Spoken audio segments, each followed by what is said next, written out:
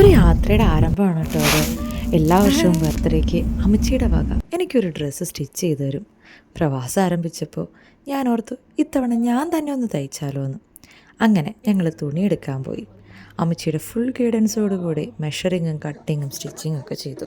മേക്കുട്ടിക്കുള്ള hair band ഉണ്ടാക്കുമ്പോഴും അത് ഓരോരോ design ചെയ്യുമ്പോഴും അവളുടെ കണ്ണിൽ കാണുന്ന ഒരു ആകാംക്ഷ, അത് ഞാൻ എന്നെ തന്നെ കണ്ടേ. ഇട്ടിരിക്കുന്നതാണ് ഞാൻ സാമ്പിളായിട്ട് അടിച്ച ടോപ്പ്. അമ്മച്ചി എനിക്ക് വേണ്ടി ഓരോ ഡ്രസ്സ് തയ്ക്കുമ്പോൾ ഞാൻ കാത്തിരുന്നത്. ട്രയൽ ചെയ്ത് നോക്കാനും ഓൾട്ടർനേഷനും എന്നെപ്പോലെ തന്നെ മേക്കുട്ടിക്ക് ഭയങ്കര പേഷ്യൻസ് ആയിരുന്നു. അപ്പോൾ ഇതാണ് ഫൈനൽ ലുക്ക്. ഞാൻ വളരെയധികം ഹാപ്പിയായിരുന്നു. എൻ്റെ ഈ ഒരു ഡിസൈനിൽ മേക്കുട്ടിക്കും ഭയങ്കര ഹാപ്പിയായിരുന്നു.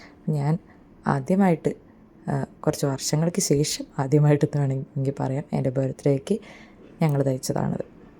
അപ്പോൾ ഇതിനെല്ലാത്തിനും കട്ടയ്ക്ക് കൂടെ നിന്ന എൻ്റെ അമ്മയ്ക്കും എൻ്റെ കെട്ടിയവനും ഞങ്ങളുടെ കൊച്ചിനും ഫ്രണ്ട്സിനും ഒരുപാട് താങ്ക് യു.